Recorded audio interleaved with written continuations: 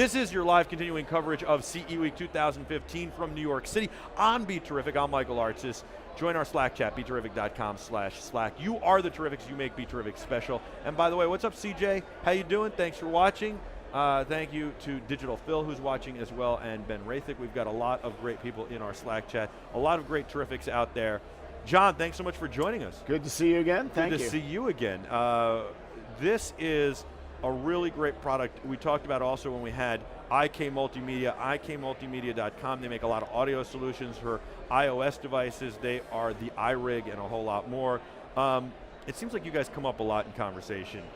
The thing is that you are basically the centerpiece for mobile video production, but you can also be used for mobile audio production, and you can be used for digital signage, for displaying your iPad as a digital signage device and locking it into the setup. And you also, we now know, can be used as a steering wheel for gaming. And I like that a lot. So this is the newest Padcaster to the family? This is a prototype. Yeah. We haven't released it yet. It'll be released in the next 30 to 45 days. Are you going to do a crowdfunding campaign for that? We are. Yeah. We are, actually. Very cool. And so this is, what are we calling this? Do we have a name for it yet? We don't have a name for it yet. It's called Prototype X. It's called Prototype X. I love it. Padcaster X, we're going to call it for now. And tell me about this. Well, the most important thing about this, as opposed to our existing Padcasters, is one, this is more lightweight than the other ones. I like that about it, because I look at all this gear we travel with. Anything that's lighter weight would be better for me. Well, having said that, our actual Padcaster is still light compared to some of the equipment that one brings. Oh, absolutely. Just if I can shave a little bit of weight, this will shave a little bit of weight off. I'm like the race car drivers. It's funny. I used to make fun of them. They put a carbon fiber roof in. They do this. They do that. They're like, we saved 30 pounds. I'm like, why don't you tell the driver to lose some weight? Seems a lot easier than doing all this engineering. You got to lay off the pizza. Yes. I mean, doesn't somebody say to Tony Stewart, like, listen, drop 20 pounds. We don't have to worry about shaving a little bit of. We don't have to get that restrictor plate off your car. Hey, if I cut my hair, I'd shave 5 pounds off my. Thanks a lot. I used to have hair like that. But so for me, like, yes, that's very lightweight, but shaving an extra 5 ounces is so, you're right. No, it does shave a lot off. That's number one. Number two, this will fit any device. So not only Apple devices, iPads, iPhones, it will fit Android as well. So and it will fit phones and tablets. I like that. Phones, tablets. What I love too, I notice here, is you've added the cold shoe adapters integrated into it, so I don't have to screw them on. But you also have kept the quarter 20 and 3/8 mounts, which allows it to be mounted anywhere. That's great for digital signage, but it's also great for what we do here. And we're using the Padcasters on set, by the way, to hold our regular cameras in place. We're using them as a camera cage. Well, I think the important thing that you're saying with all this is that while we built this to be a mobile production or mobile movie rig, really I learned something new every day about how it's used. It's very versatile. So you can use it to mount your cameras here, you could use it for a steering wheel, you could use it for digital signage. That's the beauty about our product, is even though it's a mobile movie rig, it really is a versatile case because it allows you to mount different things to it in different places, and it's commercial grade, rugged aluminum, at least the original one is. This is a little bit more consumer friendly and lighter weight, but still allows you to do all those things. Well, so what's interesting is the way we have it is we've got this great Easy Up top, easyup.com, and it gives us this aerial branding, shields the light from us of the ugly convention center light, and then we light this thing, and we hang our lights from this, but we also hang our cameras. How do we do that? From the Padcaster. But you're right, it's so versatile, and that's what's great about it. And then, like I said, it's the center of your production universe, because you put the iPad in, now you can shoot great video with that, but you can add a better lens, you can add better audio with a microphone, you can add lighting, you can add all these other things and build it out. You can also use it with GoPros, right? And you can do all this great stuff with this. And I think it just makes it flexible. It's the centerpiece. Then you can mount a tripod or a monopod or whatever else you want. And take it one step further, you can use this to edit.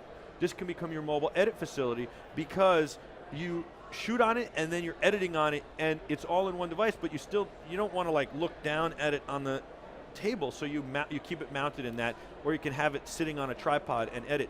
And then you can stream live off of it, of course. All those things, shoot, edit, upload, share, live stream, all of it. And what I tell people, to your point of what you were just saying, really Apple has made a great device, whether it's the phone, whether it's the tablet, whether it's any other maker, manufacturer. They've made a great device. All we do is we are the glue around that. We give you better audio, we give you stabilization, we give you better lighting, we give you the ability to mount a lens to it. So it takes the existing device and really makes it a device that becomes a professional quality capture tool. I know that our viewers, the Terrifics, a lot of them have seen you before, they know the story, but can you walk us through the story of how you and your partner Josh started this company?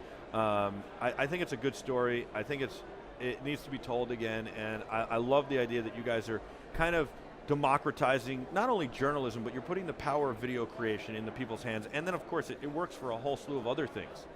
Yeah, sure. So, Josh, my partner, I've known since growing up. We grew up together, went to school together, and then sort of went our separate ways on the professional in our careers. I, as a former venture capitalist, Josh was a director, writer, editor in the film business, and about 3 or 4 years ago, he was out on a shoot, and one of his crews was shooting a scene, a couple blocks away. Another crew was shooting something else, and I think the sun was setting, a train was going by, and he wanted to get the shadow or whatever it is, and he didn't have his crew there. All he had was an iPad. He pulled out the iPad, shot the scene, figuring the footage that he captured was going to be suspect at best, but he would figure out how to edit it once he pulled all the footage back in. Make a long story short, 6 months later, he started to put the movie together and started editing it, and he got to the part that he shot with his iPad and really couldn't tell the difference between the footage he captured with the iPad from the footage he captured from his $100,000 Red. Wow. And he said, I'm on to something here. If I could only stabilize it, get better audio, get better lighting, and get a better lens, this would really be a mobile device that I could carry around. It would be just as good as... And you could shoot, edit, and upload. And you and I have done this together, actually, at IBC, the International Broadcasting Convention, Correct. Because I needed to get video out quickly, and it was the best way to do that, putting graphics on and all that stuff. Right. And it's a great device. And you can shoot amazing quality video. Maybe not quite as good as the Red, but pretty close, especially with the way the technology is going. I bet it'll get there one day, especially soon, because the way the technology is going, the way the sensors are, and the way that the apps can push the iPads and the bit rates and the production. Correct. Yeah, we're not trying to replace the Red, and let's make that clear. However, it's a very good device. There are very few people who can afford a Red. Right. So for under $400, you pretty much are able to capture very good quality video by doing this. You come from the venture capital world. You guys are going to do some kind of crowdfunding for the product X, the Padcaster X, the prototype here. Are you doing that because you want to build up pre-orders? What's the strategy there? And what do you think of crowdfunding for people? There are a lot of people here at Ceweek that are really great, innovative young companies, and there are also a lot of people watching at home that have the next great idea. Yeah, well, just as you said that we're sort of democratizing, capturing content and creating content and broadcasting, VC is very much becoming democratized. So when I got into the business, say, 20 years ago, none of this existed. There was no crowdfunding. VC was a very closed space. It was very hard to find a VC. Angels weren't the way they are now. So our business, my old business, has changed as well, and crowdfunding has democratized the way individual investors can gain access to early stage companies, not only like Padcaster, but others. And the reason VCs like it is it's a great testing ground.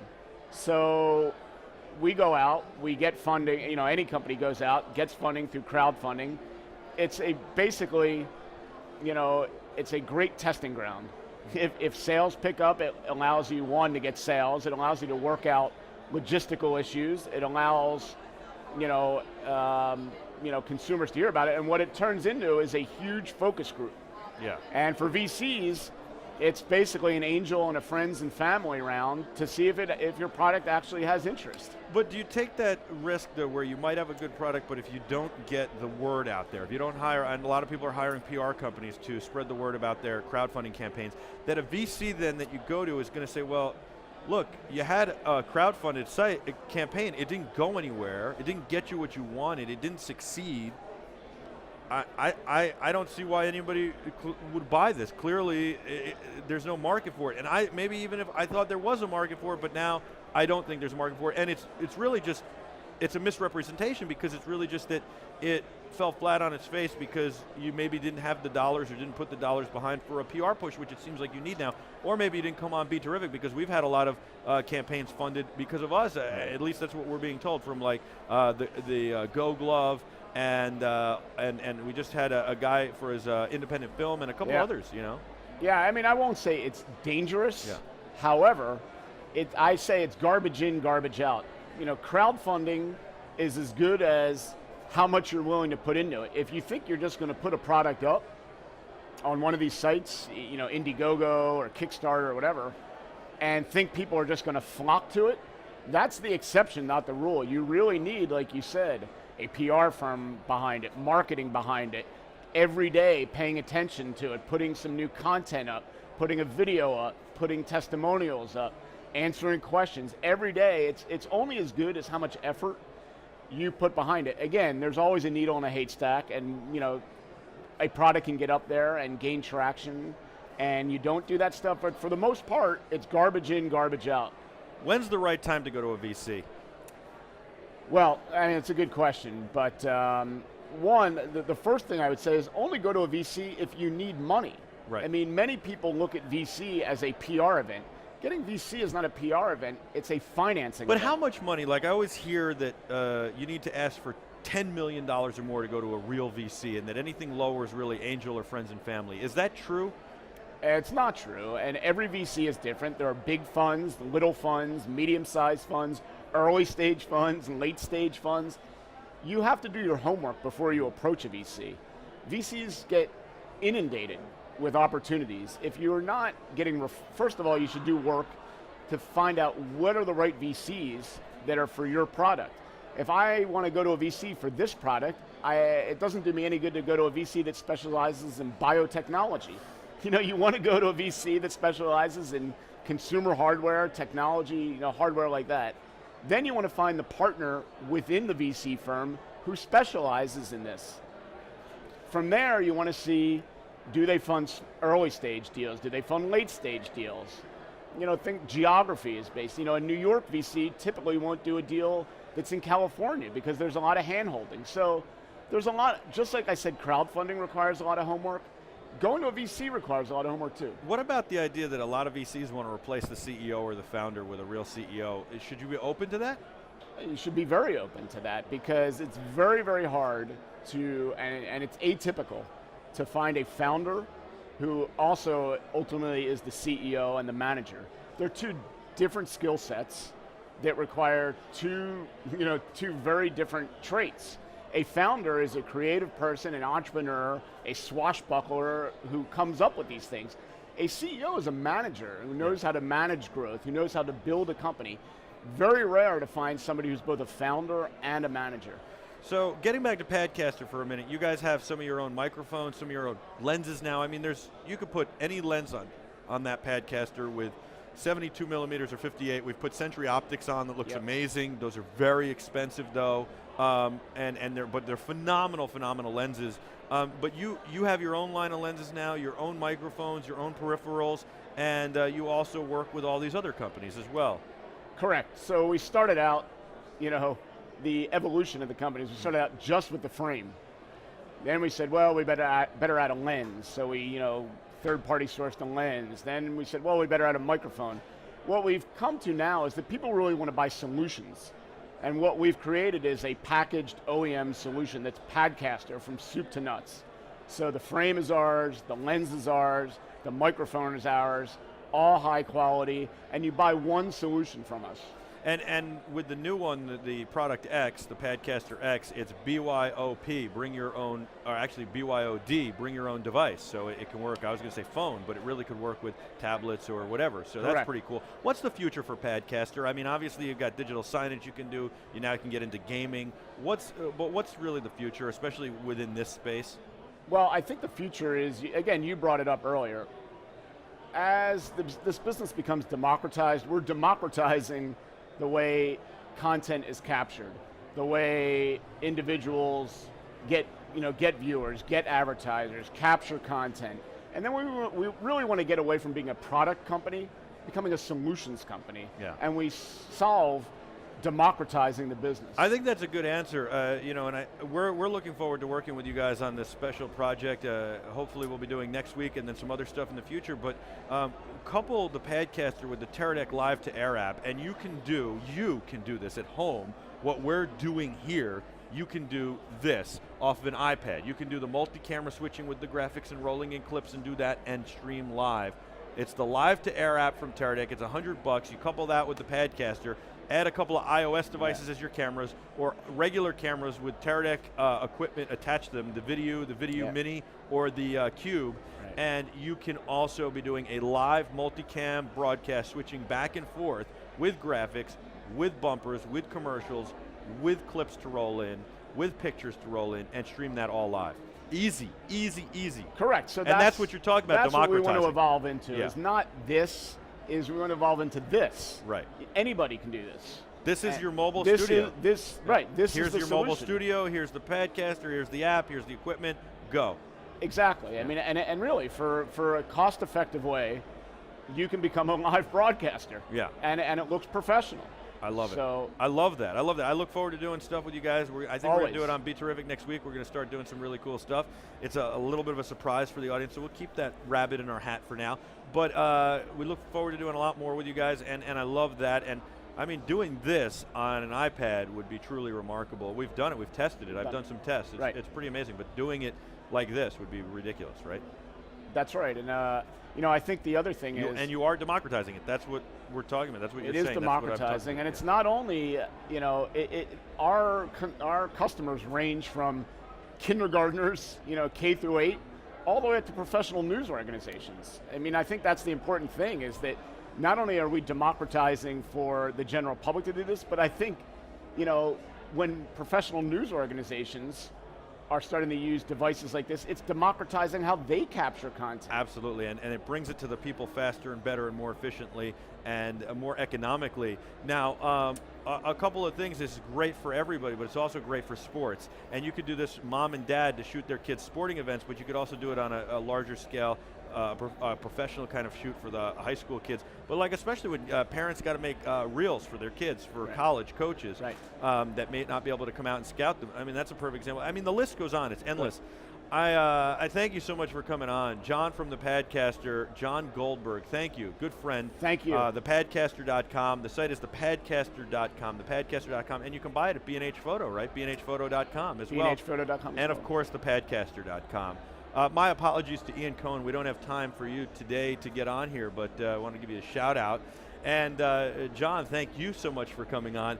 By the way, in the chat room real quick, I'll tell you this. What do you think of this thing? It's pretty cool, right? I love that thing.